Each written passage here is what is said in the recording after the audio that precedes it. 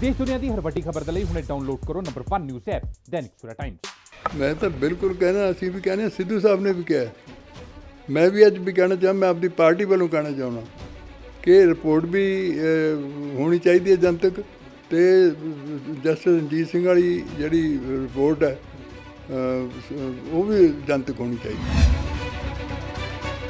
और ये जग जाहिर है कि अज तक जिदन का एडवोकेट जनरल बने एक केस नहीं जितया तो लेकिन अज फिर वो पिट ठोकी है कैप्टन ने। मैनू ये नहीं समझ आता पिछे राज की है। सुखबीर दे तक किसान सारे खिलाफ नारे लाते ना तो इन्हों के भी नारे लगणगे कांग्रेस के। इन्हों लोग माफ़ नहीं करनगे आने वाली इलैक्शन ना कैप्टन साहब नूं ते ना बादल कहन।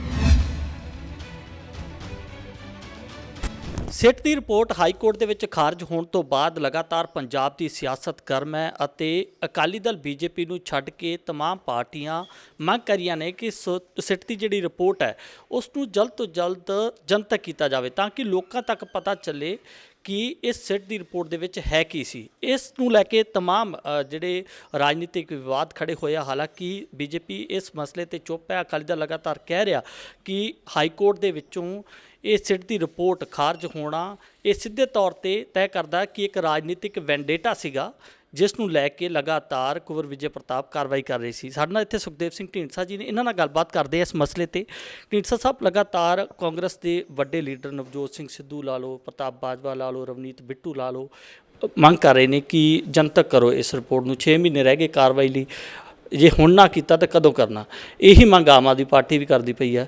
ਕਿਵੇਂ ਦੇਖਦੇ ਹੋ, ਤੁਹਾਡਾ ਕੀ ਸਟੈਂਡ ਹੈਗਾ? ਤੁਹਾਨੂੰ ਕੀ ਲੱਗਦਾ ਕਿ ਵਾਕਈ ਇਹ ਰਿਪੋਰਟ ਜਨਤਕ ਹੋ ਜਾਣੀ ਚਾਹੀਦੀ?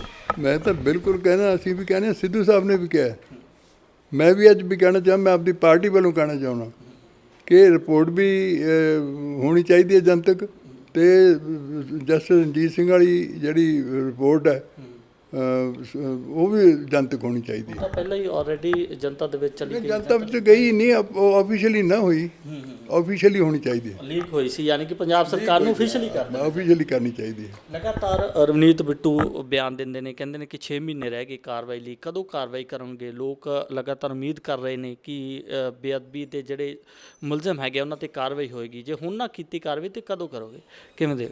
देखो मैं समझदा कांग्रेस वालियां नूं मैंने पता ਉਹਦੇ दिल उन्होंने भी दुखी ने पर उन्होंने अपने चीफ मिनिस्टर ते प्रैशर पाना चाहिए क्योंकि चीफ मिनिस्टर ते बादल के रले हुए ने और असी अज तो नहीं कहते उस दिन तो कह रहे हैं दिखावा लोगों ये करते हैं। लेकिन जे कोई वकील चंगा वकील जाके उसकी पैरवाई करता कि हुण तक जित ना जाते कि जज ने अपने आप करता। जज साहब ਤਾਂ ਕੀਤਾ ਨਾ ਉਹਨਾਂ ਨੇ ਵੀ, ਉਹ ਵਕੀਲ ਨੇ ਨਹੀਂ ਕੁਝ ਕਿਹਾ। ਵਕੀਲ ਤਾਂ ਬਲਕਿ ਉਹਨਾਂ ਨਾਲ ਜਨਰਲ ਤੇ ਕਾਫੀ ਸਵਾਲ ਚੁੱਕੇ ਜਾ ਰਹੇ ਨੇ। ਅਤੁਲ ਨੰਦਾ ਨੂੰ ਕਿਹਾ ਜਾ ਰਿਹਾ ਕਿ ਕੇਸ ਠੀਕ ਤਰੀਕੇ ਨਾਲ ਪ੍ਰੈਜ਼ੈਂਟ ਹੀ ਨਹੀਂ ਕੀਤਾ ਗਿਆ। ਮੈਂ ਪ੍ਰੈਜ਼ੈਂਟ ਹੀ ਨਹੀਂ ਕੀਤਾ। ਮੈਂ ਬਲਕਿ ਇੱਕ ਦਿਨ ਉਧਰ ਵਿਧਾਨ ਸਭਾ 'ਚ ਬੈਠਾ ਸੀਗਾ, ਸੰਧਵਾ ਨੇ ਕੁਲਤਾਰ ਸੰਧਵਾ ਨੇ ਇਹ ਗੱਲ ਕਹੀ ਹੈ ਔਰ ਇਹ ਜਗ ਜਾਹਿਰ ਹੈ ਕਿ ਅੱਜ ਤੱਕ ਜਿੱਦਣ ਦਾ ਐਡਵੋਕੇਟ ਜਨਰਲ ਬਣਿਆ ਇੱਕ ਕੇਸ ਨਹੀਂ ਜਿੱਤਿਆ तो लेकिन अज फिर वो पिट ठोकी है कैप्टन ने। मैनू ये नहीं समझ आता पिछे राज की है। नहीं ਐਡਵੋਕੇਟ ਜਨਰਲ ਐਡੀ ਕਨਸਪੀਰੇਸੀ ਕੋਈ ਕਰਨੀ ਹੁੰਦੀ ਵੀ ਹੋਵੇ ਜਿਸ ਤਰੀਕੇ ਦਾ ਇਲਜ਼ਾਮ ਲੱਗਦੇ ਨੇ ਉਹ ਕਰ ਸਕਦੇ ਨੇ ਸਰਕਾਰ ਦੇ ਕਿਸੇ ਸ਼ਹਿ ਤੋਂ ਬਿਨਾਂ? ਤੁਹਾਨੂੰ ਲੱਗਦਾ? नहीं मैनू ये दसो भी इन्नी पिट तो नहीं कोई ठोक सकता। ये तो कही सकता भी मैं गलत किया उसका ਜਾਂ ਉਹਨੇ ਹੁਣ क्यों नहीं जितया क्यों नहीं केस जितया तो ਉਹਦੀ पिठ ठोकन का मतलब भी नहीं।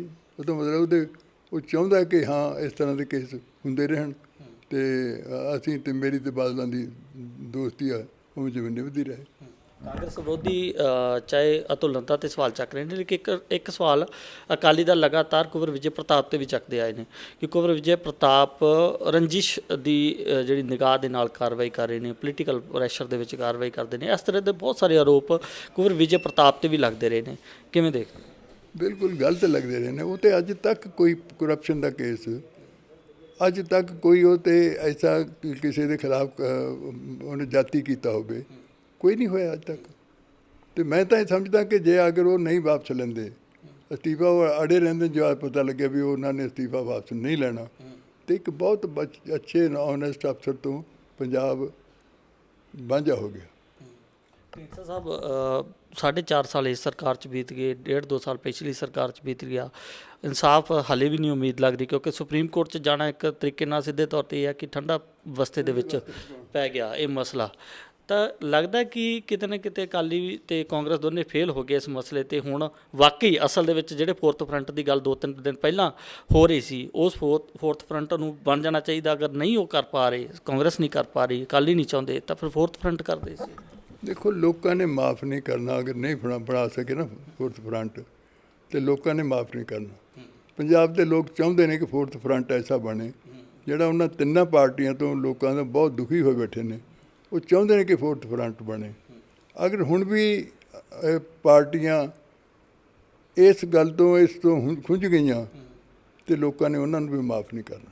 ਲੱਗਦਾ ਜੇ ਫੋਰਥ ਫਰੰਟ ਬਣ ਗਿਆ, ਅਗਰ ਤੁਹਾਡਾ fourth front Aam Aadmi party ਨਾਲ, BSP ਨਾਲ ਜਾਂ ਗਠਬੰਧਨ ਜੋ ਵੀ ਬਣਦਾ, ਜੋ ਵੀ ਪਾਰਟੀਆਂ ਦਾ ਬਣਦਾ, ਉਹਨਾਂ ਨਾਲ ਬਣ ਜਾਂਦਾ, ਤਾਂ ਤੁਸੀਂ ਇਸ ਮਸਲੇ ਦੇ ਵਿੱਚ ਅਗਰ ਸਰਕਾਰ ਬਣਦੀ ਹੈ ਤਾਂ ਅੱਗੇ ਇਸ ਮਸਲੇ ਨੂੰ ਚੱਕੋਗੇ ਤੇ ਇਨਸਾਫ ਦੀ ਜ਼ਰੂਰਤ ਮਹਿਸੂਸ ਕਰ ਰਹੇ 6 ਸਾਲਾਂ ਤੋਂ ਲੋਕ, ਉਹ ਇਨਸਾਫ ਮਿਲ ਸਕੇ। ਬਿਲਕੁਲ ਹੀ ਬਿਲਕੁਲ। ਅਸੀਂ ਤਾਂ ਇਹ ਛੱਡਿਆ ਵੀ ਇਸੇ ਕਰਕੇ ਆ, ਤੇ ਅੱਗੇ ਤੋਂ ਵੀ ਇਸੇ ਕਰਕੇ ਲੜਾਈ ਲੜਾਂਗੇ। ਨਹੀਂ ਐਡੇ ਉਹਦੇ ਛੱਡ ਕੇ ਆਇਆ ਪਾਰਟੀ 'ਚ ਇੰਨੀਆਂ ਕੁਰਬਾਨੀਆਂ ਕੀਤੀਆਂ ਹੋਣ। ਅਤੇ ਮੈਂ ਸਮਝਦਾ ਕਿ ਇਹ 'ਤੇ ਆਉਣ ਵਾਲੀ ਇਲੈਕਸ਼ਨ 'ਤੇ ਇੱਕ ਬਹੁਤ ਵੱਡਾ ਪ੍ਰਭਾਵ ਇਹ ਵੀ ਪਏਗਾ ਜੋ ਕਿਸਾਨਾਂ ਦੀ ਜਦੋਜਹਿਦ ਚੱਲ ਰਹੀ ਹੈ, ਜੋ ਐਜੀਟੇਸ਼ਨ ਚੱਲ ਰਹੀ ਹੈ। ਕਿਸਾਨ ਅੰਦੋਲਨ ਅਤੇ ਬੇਅਦਬੀ ਦੇ ਕੇਸ ਜਾਂ ਨਸ਼ੇ ਦਾ ਮਸਲਾ ਤੁਹਾਨੂੰ ਲੱਗਦਾ ਇਸ ਇਲੈਕਸ਼ਨ ਦੇ ਵਿੱਚ ਭਾਰੂ ਰਹੂਗਾ? ਬਹੁਤ ਵੱਡਾ ਭਾਰੂ ਰਹੇਗਾ ਜੀ।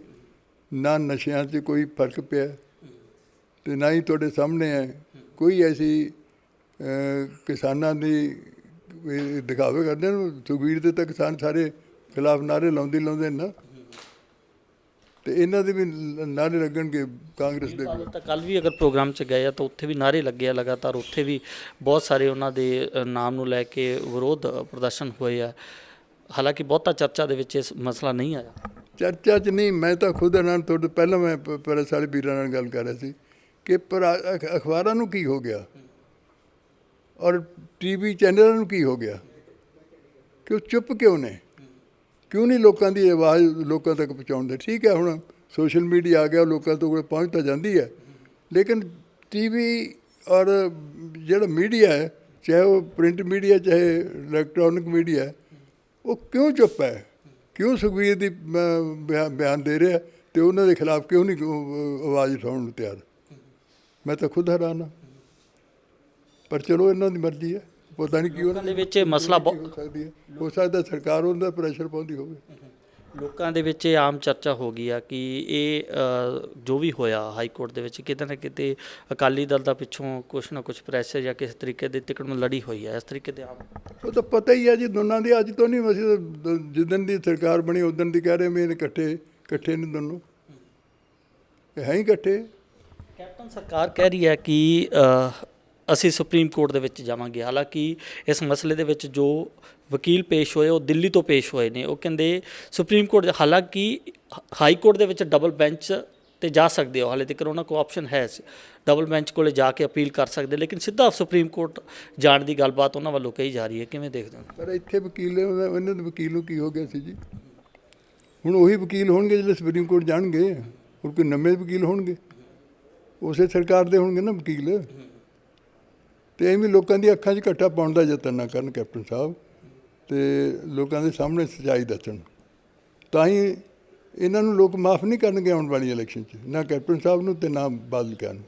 ਆਖਰੀ ਸਵਾਲ ਮੇਰਾ, ਅਗਰ ਮੈਂ ਪਹਿਲਾਂ ਵੀ ਜਿਸ ਤਰੀਕੇ ਨਾਲ ਕਿਹਾ ਕਿ ਅਕਾਲੀ ਦਲ ਅਤੇ ਕਾਂਗਰਸ ਸਰਕਾਰ ਦੇ ਵਿੱਚ ਕਿਸੇ ਤਰੀਕੇ ਦਾ ਨਹੀਂ ਇਨਸਾਫ ਮਿਲਿਆ ਹੁਣ ਤੱਕ, ਤੁਸੀਂ ਇੱਕ ਵਾਰ ਫਿਰ ਤੋਂ ਚਾਰਾਜੋਈ ਕਰੋਗੇ ਕਿ ਇਸ ਮਸਲੇ ਨੂੰ ਸਰਕਾਰ ਬਣਾ ਕੇ ਹੱਲ ਕੀਤਾ ਜਾ ਸਕਦਾ ਹੈ, ਫੋਰਥ ਫਰੰਟ ਨੂੰ ਮਜ਼ਬੂਤ ਕੀਤਾ ਜਾਵੇ, ਦੂਜੀਆਂ ਪਾਰਟੀਆਂ ਨਾਲ ਇੱਕ ਵਾਰ ਫਿਰ ਤੋਂ ਚਾਰਾਜੋਈ ਸ਼ੁਰੂ ਕੀਤੀ ਜਾਵੇ ਤਾਂ ਕਿ ਸਾਰੀਆਂ ਪਾਰਟੀਆਂ ਮਿਲ ਕੇ ਫੋਰਥ ਫਰੰਟ ਖੜਾ ਕਰਨ ਅਤੇ 2022 ਦੇ ਇਲੈਕਸ਼ਨ ਦੇ ਵਿੱਚ? ਇੱਕ ਸਮਝ ਲਓ, ਇੱਕ ਪਾਰਟੀ ਦੀ ਸਰਕਾਰ ਆਉਣ ਵਾਲੀ ਪੰਜਾਬ 'ਚ ਨਹੀਂ ਬਣੇਗੀ, ਅਤੇ ਜਦੋਂ 2-3 ਪਾਰਟੀਆਂ ਦੀ ਸਰਕਾਰ ਹੋਏਗੀ ਤਾਂ ਕੁਦਰਤੀ ਹੈ ਕਿ ਇੱਕ ਪਾਰਟੀ ਭੱਜੂ, ਦੂਜੀ ਅੜ ਜੂਗੀ। ਇਹ ਤਾਂ ਨਹੀਂ ਹੋ ਸਕਦਾ ਬੇਇਨਸਾਫੀ ਦੇ ਖਿਲਾਫ ਕੋਈ ਪਾਰਟੀ ਵੀ ਨਾ ਬੋਲੇ। ਇਸ ਕਰਕੇ ਆਉਣ ਵਾਲੇ ਸਮੇਂ ਵਿੱਚ ਇਹ ਸੱਚਾਈ ਸਾਹਮਣੇ ਆਊਗੀ ਔਰ ਤੁਹਾਡੇ ਸਾਹਮਣੇ ਨਿਕਲ ਕੇ ਆਊਗੀ ਸਾਰੀ। ਚਰਚਾ ਹੁਣ ਸ਼ੁਰੂ ਕਰੋਗੇ ਦੁਬਾਰਾ? ਪੱਕਾ ਕਰਾਂਗੇ ਜੀ, ਪੂਰੀ ਬਿਲਕੁਲ ਕਰਾਂਗੇ ਚਰਚਾਵਾਂ। ਧੰਨਵਾਦ। ਬਹੁਤ ਧੰਨਵਾਦ। ਇਹ ਨੇ ਸੁਖਦੇਵ ਸਿੰਘ ਢੀਂਡਸਾ ਜੋ ਕਿ ਸਿੱਧੇ ਤੌਰ ਤੇ ਸਰਕਾਰ ਦੀ ਮਨਸ਼ਾ ਤੇ ਸਵਾਲ ਖੜੇ ਕਰ ਰਹੇ ਨੇ ਕਿ ਸਰਕਾਰ ਦੀ ਜਿਹੜੀ ਵਿਲ ਪਾਵਰ ਹੈ ਉਹ ਨਹੀਂ ਹੈਗੀ ਕਿ ਇਸ ਮਸਲੇ ਦੇ ਵਿੱਚ ਇਨਸਾਫ ਲੋਕਾਂ ਨਾਲ ਕੀਤਾ ਜਾਵੇ। ਹਾਲਾਂਕਿ ਬਹੁਤ ਸਾਰੇ ਇਲਜ਼ਾਮ ਸਰਕਾਰ ਤੇ ਵੀ ਲੱਗਦੇ ਆਏ ਨੇ, ਬਹੁਤ ਸਾਰੇ ਇਲਜ਼ਾਮ ਅਕਾਲੀ ਦਲ ਤੇ ਵੀ ਲੱਗਦੇ ਆਏ ਨੇ, ਲੇਕਿਨ ਹਾਈ ਕੋਰਟ ਦੇ ਵਿੱਚੋਂ ਜਿਸ ਤਰੀਕੇ ਨਾਲ ਕੈਸ਼ ਹੋਇਆ ਇਹ ਪੂਰਾ ਸਿੱਟ ਦੀ ਰਿਪੋਰਟ, ਤਾਂ ਬੜੇ ਸਵਾਲ ਹੁਣ ਖੜੇ ਹੋਣੇ ਜਾਇਜ਼ ਨੇ। ਕੈਮਰਾਮੈਨ ਦੀਪਕ ਦੇ ਨਾਲ ਰਵਿੰਦਰ ਸਿੰਘ, ਦੈਨਿਕ ਸਵੇਰਾ ਟੀਵੀ, ਚੰਡੀਗੜ੍ਹ।